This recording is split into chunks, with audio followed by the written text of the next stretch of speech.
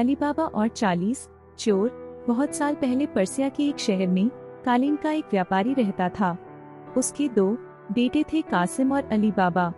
उसका व्यापार अच्छा चल रहा था, लेकिन कुछ समय बाद उसकी मौत हो गई, जिसके बाद बड़े बेटे कासिम, जो कि लालची व्यक्ति था, उसने सारे व्यापार पर कब्जा कर लिया और अली बाबा को घर निकाल दिया। जिसके बाद अली बाबा और उसकी बीवी दूसरी जगह जाकर रहने लगे और गरीबी में जीवन बिताने लगे।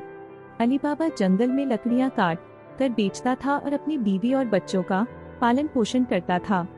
यह सब ऐसा ही चल रहा था कि एक दिन अली बाबा जंगल में लकड़ियां काट रहा था, तो उसने 40 घुड़सवार को जंगल में से गुजरते हुए देखा। वह एक पेड़ के पीछे छिपकर यह सब देख रहा था। उसने देखा उन सभी घुड़सवार के साथ ही पोटली थी और उनके पास खंजर भी था, जिससे अली बाबा समझ गया कि यह सब चोर है। वह उन सभी को देख ही रहा था कि वह सब 40 चोर एक छोटी पहाड़ी के सामने जाकर रुक गए। उन चोरों के सरदार ने पहाड़ी के सामने जाकर खुल जा सिम सिम बोला, जिसके बाद पहाड़ी में से एक खुफिया दरवाजा खुल गया और सारे चोर अंदर चले गए और वह दरवाजा बंद हो गया। यह सब देखकर अली बाबा बहुत हैरान हो गया। वह उस पहाड़ को ऐसे ही कुछ समय देख रहा था कि वह खुफिया दरवाजा फिर खुला और उसमें से 40 चोर निकले। उनके सरदार ने पहाड़ी से कहा कि बंद हो जा सिम सिम, जिसके बाद वह खुफिया दरवाजा बंद हो गया और 40 चोर वहां से चले गए। अली बाबा को बहुत जानने की इच्छा हुई कि आखिर उस दरवाजे के अंदर क्या है। वह यह जानने के लिए उस पहाड़ के पास गया और जो चोरों के सरदार ने शब्द बोले थे वही बोलने लगा, खुल जा सिम सिम। उसके यह बोलने के बाद दरवाजा फिर खुल गया और अली बाबा गुफा के अंदर चला गया। गुफा के अंदर अली बाबा ने जाकर देखा कि गुफा में बहुत सा सोना, चांदी, हीरे, जवाहरात और सोने के सिक्के रखे थे। वह यह सब देखकर बहुत खुश हो गया। उसको समझ आ गया था कि सभी चोर अपनी चोरी और लूट का माल उस पहाड़ी की गुफा में छुपाते हैं। उसने कुछ सोने के सिक्के एक पोटली में भरे और बंद हो जा सिम सिम बोलकर उस गुफा का दरवाजा बंद करके वहां से चला आया। उसने यह सारी बात जाकर अपनी बीवी को बताई और वह सिक्के दिखाए, जिससे उसकी बीवी बहुत खुश हो गई। अली बाबा ने अपनी बीवी को सोने के सिक्के गिनने के लिए अपने बड़े भाई कासिम के घर जाकर तराजू लाने के लिए कहा और बोला कि किसी को इस बारे में न बताएं। अली बाबा की बीवी तभी कासिम के घर गई और उसकी बीवी से तराजू अनाज तोलने के लिए मांगा। कासिम की बीवी बहुत चालाक औरत थी। उसको शक हुआ कि इन गरीबों के पास इतना अनाज कहाँ से आया। तब उसने तराजू के नीचे थोड़ा सा गोंद लगाकर उसको दे दिया।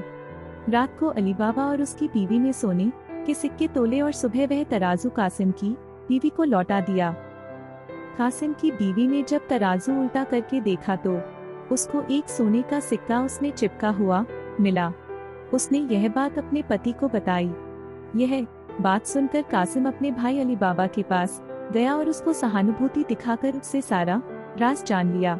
अली बाबा ने उसको सारी बात बताने के साथ दरवाजा खोलने के लिए खुफिया शब्द खुल जा सिम सिम भी बता दिए। कासिम यह सब जानकर अपने साथ कुछ खच्चर को लेकर उसी पहाड़ी के पास चला गया। उसने खुल जा सिम सिम बोला और दरवाजा खुल गया, जिसके बाद वह उसके अंदर चला गया। उसने अंदर जाकर बहुत सारा खजाना देखा और उसने बहुत सारा खजाना भर लिया, लेकिन जैसे ही वह उस गुफा से निकलने के लिए वह खुफिया शब्द बोलने लगा तो वह यह शब्द भूल चुका था, जिससे वह उस गुफा में ही बंद हो गया। और कुछ देर बाद 40 चोर आए और दरवाजा खोलकर अंदर आए तो उन्हें कासिम मिला। उनको पता चल चुका था कि वह उनका खजाना लेने आया है, तो उनने कासिम को मार दिया और उसकी लाश को वहीं छोड़कर चले गए। जब बहुत देर तक कासिम नहीं आया तो कासिम की बीवी अली बाबा के घर गई और सारी बात बताई। तब अली बाबा उसको ढूंढने के लिए गुफा के अंदर गया तो उसको कासिम की लाश मिली, जिससे वह बहुत दुखी हुआ और उसकी लाश को अपने साथ खच्चर पर लाद कर ले आया। उनने यह बात किसी और को न पता चले, इसके लिए कासिम की मौत बीमारी से हुई यह बहाना बनाया। कासिम की याद में कुछ समय बाद उसकी बीवी भी मर गई। जब 40 चोर गुफा में लौटे तो वहां पर कासिम की लाश को वहां पर न देखकर यह समझ गए कि इस गुफा के बारे में किसी और को भी पता चल चुका है। उनके सरदार ने शहर में जाकर पता लगाने के लिए कहा कि जिसकी भी मौत अभी हुई है उस घर का पता लगाए। जिसके बाद एक चोर ने शहर जाकर पता किया तो उसको अली बाबा के घर के बारे में पता चला। जिससे वह उस घर के दरवाजे पर एक क्रॉस का निशान बनाकर चला गया, जिससे सुबह उस घर की पहचान करके उस घर के सभी सदस्यों को मार सके। जब अली बाबा की बीवी ने अपने दरवाजे पर क्रॉस का निशान देखा तो वह समझ गई कि कुछ तो गड़बड़ है। अपने आसपास के सभी घरों में वही निशान बना दिए, जिसके बाद सुबह जब सरदार बाकी चोरों के साथ आया तो बहुत से घर में वह निशान बना देखकर परेशान हो गया और चला गया। वह बाद में फिर आया और अब की बार वह उस घर को सही से पहचान करके चला गया। वह रात को एक तेल का व्यापारी बनकर आया और उसने 40 पीपों में अपने सभी चोरों को छुपा दिया और एक पीपे में दिखाने के लिए तेल डाल दिया। वह इन सब पीपों को खच्चर पर लादकर अली बाबा के घर चला गया। उसने अली बाबा को खुद को तेल का व्यापारी बताकर रात में रुकने की जगह मांगी और तेल का भरा हुआ एक पीपा भी दिखाया। अली बाबा ने उसको तेल का व्यापारी जानकर उसके रात में रुकने की बात मान ली और उसको खाना भी खिलाया।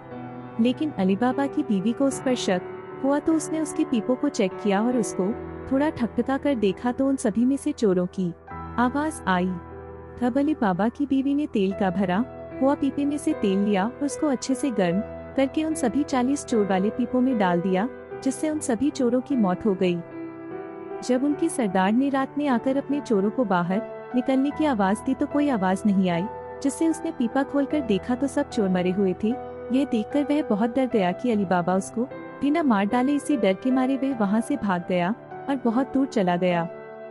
सुबह अली बाबा की बीवी ने सारी बात अली बाबा को बताई।